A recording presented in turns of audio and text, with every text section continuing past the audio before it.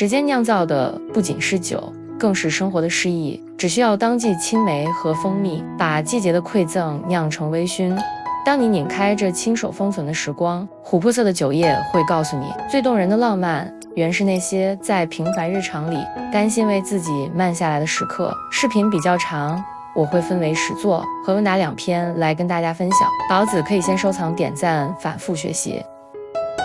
新手建议选择6到7分熟的青梅，摇晃的时候皮不容易破。等你开始熟练了，可以放在室温1到2天，等它开始变黄再酿制，会别有一番风味。青梅先洗干净，干燥到表面没有水分。你可以用电风扇吹干，然后用锐器去蒂，放进消毒过的玻璃瓶里，量一下青梅的重量，尽量把瓶子塞满。青梅保持完整，不要切开，不要扎孔，这样酿出来的酒才最棒。然后加入蜂蜜。天然发酵的果酒会有气体产生，所以用带塑料圈的广口玻璃瓶方便排气。摇晃或者旋转瓶子，让粘稠的蜂蜜均匀沾到青梅表面。瓶口不要用保鲜膜包着哦，因为那样会让瓶内温度升高，水果容易坏，水汽还会滴落污染酒体，高温会影响酒体的品质，容易产生甲醇。每天摇摇瓶子，在液体未能覆盖所有青梅之前，头2、3天多摇晃，让每一颗青梅都能好好的接触到蜂蜜，这样有助于青梅出水哦。摇晃之后放在阴凉的地方就行了。你们现在明白我选这种瓶子的原因了吧？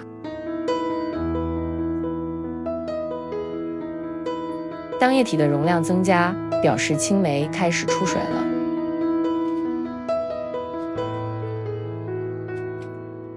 每天按一下塑料圈，开始感受瓶内的压力。没有气泡的时候，你是不会感受到气体喷出的压力的。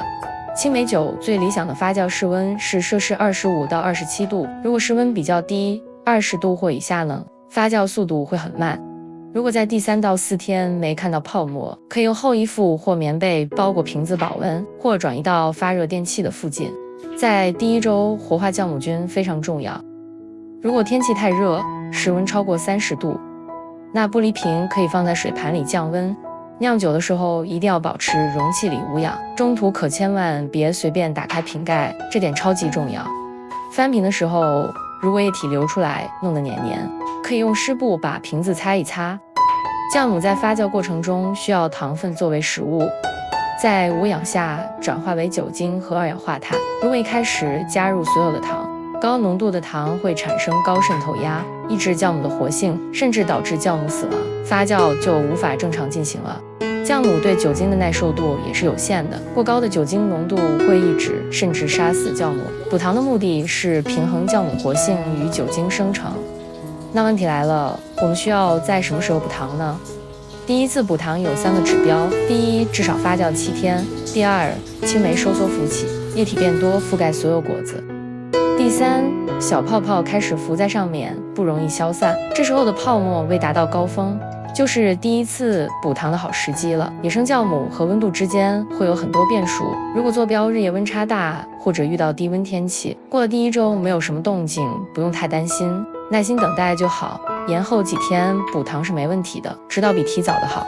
补糖的时候打开盖子，你会闻到梅香和像啤酒的发酵味，如果有臭味，那就是活化酵母失败，这样就不能继续了。我特别选择 Demerara 原蔗糖，有矿物质和其他微量元素，让酒的层次感更丰富。我这里摇一下，让大家看看气泡的状态。其实补糖之后不用急着去摇晃，只要每天轻轻摇一下，不要动作太大，使劲摇或倒转。补糖之后，液面上会出现绵密细腻的气泡，那是酵母菌最活跃的时候。酵母菌群已经占据主导地位，避免杂菌的滋扰。